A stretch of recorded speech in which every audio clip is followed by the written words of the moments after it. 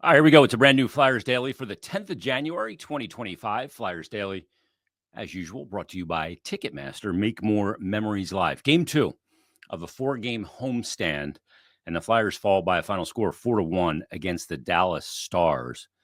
You watch this Dallas team, and they just played such a great, detailed hockey game. Using their sticks defensively, they turn what looks like a good scoring opportunity for the Flyers into a nothing burger, just with good positioning and good sticks, taking away sticks. Flyers outshot Dallas in the game. Further proof of my theory that shots don't mean anything as far as outcome in today's NHL. Shots were 28-23 in favor of the Flyers. And Dallas just executed on their scoring chances, good scoring chances, off the rush in particular. And the Flyers were unable to, and finally getting on the board until six minutes and change into the third period. This game just never felt like was in doubt. Dallas felt like they were in control from the minute they scored the first goal, which was a minute 45 into the game, and they controlled the game. They play very detailed. They throw 3 really good lines at you, and they come in waves, and they're a legit cup contender for sure. It's one of those games where when you play them, you better be at your best. And if you're not, what happened last night is going to happen. They are not going to let you up for air.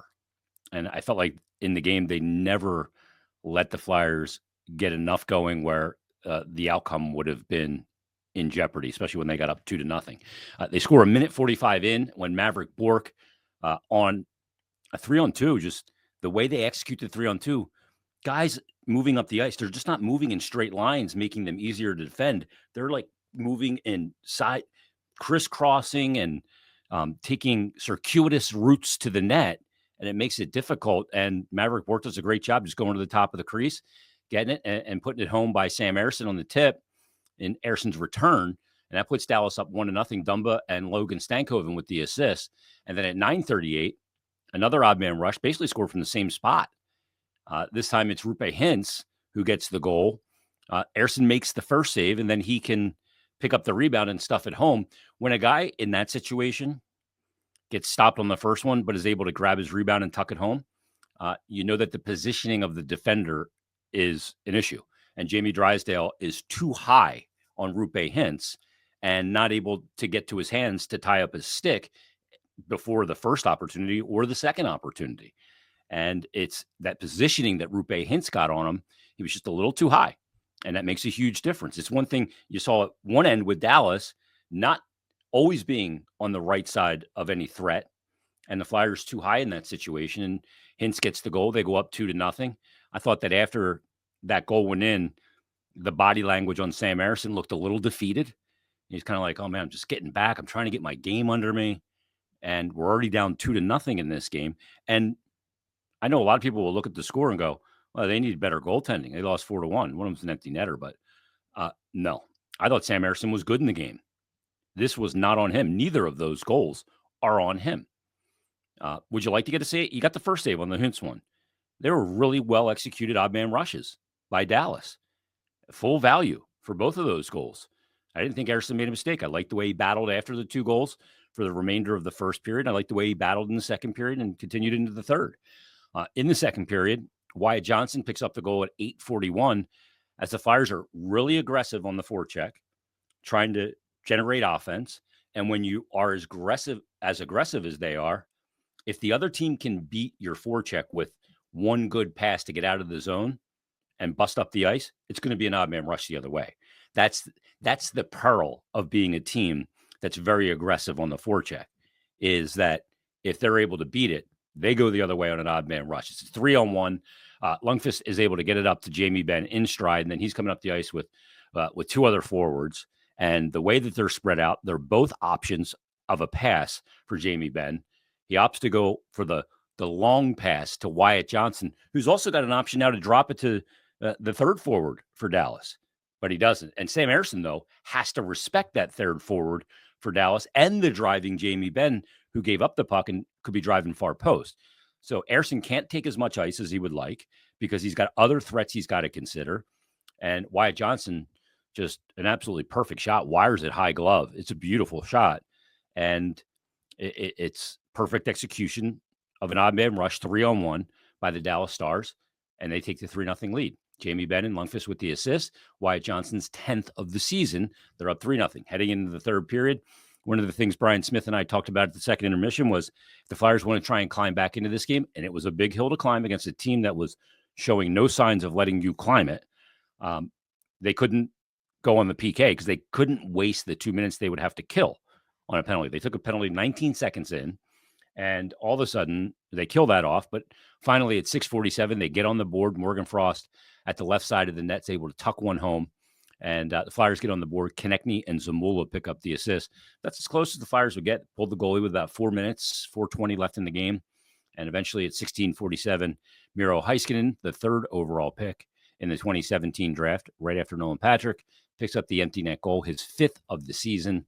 And that's your final score, 4-1 final against Dallas, who is an incredibly impressive team. We talked about on yesterday's episode. I really think that they're a team that can do some damage in the Stanley Cup playoffs, the way that they're built, the goaltending, the defense, they're built for it, the way they can roll multiple lines. Now, a big difference between this Flyers team and last year, Flyers are really good against top teams last year. I think they knocked off when the opponent was the NHL points percentage leader, the top team in the league. I think they knocked off that opponent 5 or 6 times last year. This year, they're 6-19 against playoff teams, 24%. And against non-playoff teams, they're 11-6. They're winning 64.7% of those games. I get these stats from Justin Giampietro on Twitter. Yet you're supposed to beat the weaker teams, supposed to beat the non-playoff teams, and the top teams are hard, but they just haven't matched up against those teams this year. They look more flawed this year than they did last year. And I think part of that, my honest opinion on that is that last year, even though they didn't get off to this gangbuster start, they hit a good stride and started to put themselves in position and surprise some teams last year. But they get into the season last year with 0 expectations. And they got off to a pretty decent start, and there was some belief in the locker room. And I think part of that was the new way they were playing, a high transition offense team. And there was a belief that was spreading through the locker room, and they rode it for a long time until they kind of, fell apart at the end of the year against non-playoff teams, oddly enough, and missed the playoffs. But it's easier to start off a season, get some belief, and ride the wave than it is to create belief in the middle of a season where you've been up and down a tremendous amount, more down than up. I think that's what they're facing right now. They got to find a way, but they just haven't been good against the good teams, the teams that are playoff teams right now. And when you look at the schedule, you get Anaheim, who's not a playoff team, coming in on Saturday in Cutter Gauthier. Then you get Florida, the reigning Stanley Cup champs. Then you get Columbus, who's actually in the mix now for as a playoff team. You get the Islanders, who are not. You get New Jersey, who is. So you don't have this. If you can't beat those top teams, you're never going to get ahead. And the rest of the schedule is littered with that non-playoff team, playoff team, non-playoff team, playoff team. It's just the way it is. So they're up against it right now. And the remainder of this month is incredibly important. 2 games left on the homestand. Anaheim Saturday, Florida Monday. Then they'll head on the road, and they're going to take on Columbus, the Islanders, and Jersey, all on the road trip. Then they'll come home, take on Detroit, then go back on the road to take on the Rangers and the Islanders, come back home, a home and home with the New Jersey Devils, and they'll wrap up the month with the Islanders. So it's playoff team, non-playoff team, playoff team. And I got news for them. They better be ready to play the Anaheim Ducks on Saturday and not Cutter Gauthier. Anaheim's played much better since they lost to the Flyers out there in Anaheim. All of a sudden, Flyers were like some smelling salts or something for Anaheim. They played much better hockey. So you're 0-2 on the homestand already, and you got the Anaheim Ducks coming in. They've won 4 of their last 6. They did lose on Tuesday night against Calgary, and they are in action as we're doing the podcast right now on Thursday night against St. Louis. So they're a team that's playing better, and you cannot just singularly focus on Cutter Gauthier. Fans, we can do that. Players, team cannot. So we'll see what shows up coming up on Saturday. Look, they've been good against non-playoff teams. We'll see if they can do that coming up this weekend. So we shall see. All right, one of the things I wanted to get to in this episode, now that the first half is over, first half +1, as we're into the second half of the season, game 42, I had put out a tweet that said, for tomorrow's Flyers Daily, through the first half of the season, based on what you expected coming into the season, which player has been the biggest positive surprise and which player has been the biggest disappointment? Again, this is based on your expectations prior to the start of the season. So you got to take your mind back there. You can't go back just a month. You got to go back to the beginning of the season as we came in. Now, a lot of answers people gave were Noah Cates, including Greg Cellini, who said biggest surprise is Noah Cates. His play of late speaks for itself. I said the biggest disappointment is Joel Farabee. I thought he had another level to his game, and this was the year he'd reach it. Instead, he looks content on being a bottom six rather than being a difference maker. Now, Cates has found offense, and that line has found a lot of chemistry with Brink and Forster, despite the fact that last night they didn't get on the board. But Noah Cates on the season, remember, he was scratched, I think, the first 4 or 6 games. He's played in 37 of the 42 games, 38 now. He has 7 goals, 10 assists, 17 points. He's a +8. His average time on ice is about 14 minutes. And his shooting percentage is up there, 16.7. I don't know what's sustainable for him. I don't know what he is as an offensive player. Obviously, he's been getting it done of late. Is that something that he can maintain? That's the big question. If he can, then he's a perfect third-line center that can produce some offense and shut down opposition. But we'll see. As far as Farabee goes, now 42 games in, 6 goals, 8 assists, 14 points. I'm stunned by this too. -14. A lot of the year, he was on one of the top 2 lines for the Flyers and still doesn't have a lot of production to show for it. I don't know why he's had such a grind at it this year, but that's going to be one that people answered quite a bit. Dan Knightley said, I got to cop out and name the 2 biggest positives. He said Sanheim and Cates. Biggest disappointment has been Drysdale. Drysdale's been in and out of the lineup. Thought he played really well for a stretch when he got back, and he seems to be struggling a little bit again right now. I think that there's a lot of work to be done with Jamie Drysdale. I know a lot of people want to throw in the towel. He was not handled or developed properly in Anaheim. He was given way too much, way too fast, and it's going to take more time.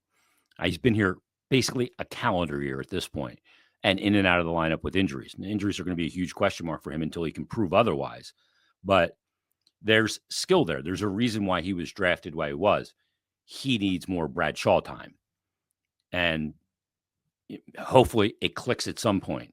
But still, you don't just get into a new situation when you've been handled improperly and have it just wash away immediately. Look at Rasmus Ristolainen. It took some time for Brad Shaw to be able to get through him and him to do what he needed to do consistently. He's been one of my biggest positive surprises. I thought he was good last year, but he missed a lot of the season. He's been healthy this year. I think he's been good, very consistent and good this season. David Mew says, biggest positive, Travis Sanheim. Sanheim's been great. Biggest disappointment, Joel Farabee, who we touched on already. JC says, outside of goaltending, which has been erratic, frustrating, and disappointing, Owen Tippett's been my biggest disappointment. For a guy with so much talent, he produces too little. As for most surprising, the continued development of Tyson Forster. Now, Forster didn't get off to a great start to the season, but he's been good of late. In 40 games, 12 goals, 7 assists, 19 points. And again, he's found chemistry with that Cates and Bobby Brink line. So he has been a good development. As far as Tippett goes, sometimes I watch this game and I go, all the skill and talent that's there. He's got 11 goals, 13 assists. I expected more production as well. I don't know who the right center is to play with Owen Tippett. Like Mishkov, I don't know who the right center is to play with him. Matt said Brink all around has been a huge positive surprise. I agree. Brink, I didn't think he got off to a great start to the season, but of late, the way he's reading plays, checking, creating offense, especially down low, below the bottom of the circle in the offensive zone. I think has been very good. Matt says that Ersson has been his biggest disappointment. I was expecting him to be lights out this year. I wasn't expecting lights out. It was a big question mark, which was why goaltending was a huge question mark. Is he ready for that role of being an NHL number one? Obviously, injuries have derailed him in a big way and getting into a rhythm of the season. But, goaltending as a whole has been disappointing. They have the lowest save percentage in the league. Matt said, side note, if Risto continues to play like he has, do you think there's any chance he's still on the team after the trade deadline? I do not. I think he will be traded. I think he has been very consistent, very good. And even though he's not your usual candidate for a trade deadline deal because he's got 2 years after this of term, I don't think it's that prohibitive for him to be traded. Anthony Giampaolo says, based on expectations, positive surprise, Bobby Brink. Guy I pegged as an AHL floater has settled into a mid-F in this league, middle forward line. He said, negative surprise, no shortage of candidates, but based on expectation, Frost. Really thought this was his year, but it doesn't feel like it anymore. Now, he scored last night, and there just hasn't been the consistency there for Frost. We see those flashes and the skill, but there just hasn't been that consistency. Greg says, surprised is Cates, disappointed is Tippett, who we've touched on both of those. He said, most disappointed, Flyers front office for the Couturier contract. Now, that's not the current front office. That was a previous front office. You can't hold the front office accountable. You can't hold the current people accountable for the sins of their predecessors is how I'll term it. Steve says, Risto and Cates are the biggest positive, and the disappointment so far has been Farabee, even with his lowered expectations. I didn't have lowered expectations for Farabee coming into the year. I had higher expectations for him coming into the season. So I'll disagree in that regard on Farabee. Lightning tweeted and said, biggest positive has been Cates. A lot of votes for Cates. Biggest disappointment has been Coots. Couturier's had some really good stretches of play. I don't think he's in a really good stretch right now. And there's been some stretches where he has not been at his top form. What is his top form right now? That's the question that I don't know the answer to. I don't know where his ceiling is at this point in his career. Flyers fan 83 tweets in and says, my biggest positive surprise is Risto because he stayed healthy and he's playing well right now. He has been really consistent this season. He said, I thought it was going to be he was going to be injured a lot. My biggest disappointment is Joel Farabee. So pretty consistent across the board. Flyers, some variation there, but not a ton of variation in who they're who's been the good surprise, positive, and who has not. So we'll see where this goes in the second half. You like to see, guys, you still got a half a season to go. There are steps forward to be made. We'll see if the Flyers can take those steps forward, and individual players can as well. Sometimes things can click for you. For a young player in development in the middle of a season, then you can start to ride it and get on an ascension, a real nice ascension in your development. We'll see if some individual players can do that, and they can do that collectively as a team as well. So that's all in the coming days and coming weeks and coming months of this Flyer season as it rolls on. I know people are really frustrated right now. I know last year it was, hey, they're a fun team to watch. They're not great, but they were fun. It doesn't feel fun this year. And I would agree with that. It has been a frustrating season. And when you're not getting goaltending to bail out offense, I've always said, for the people that are tank people that want teams to lose games, if you want to do that, all you have to do, it's really simple, is have inferior goaltending. Now, the environment for the Flyers goaltenders has not been great. I was talking with texting with Kevin Woodley last night. But the goaltenders overall, the raw save percentage is undeniable. It's undeniable. And in a league where save percentage is down and scoring is down, Flyers are still giving up way more goals than they gave up last year to this point. That's shocking. All right, we'll be back coming up on Monday. Bill Meltzer will join us for his weekly visit. We'll look at the week that was. We'll look at the game Saturday night. The first time Cutter Gauthier comes in to Philadelphia. I know the fans are going to be rared up, and I'm looking forward to it. coming up on Saturday when the Flyers take on the Ducks. So, and we'll preview Monday's game against the Panthers on Monday's episode as well. So join us then on a brand new edition of Flyers Daily.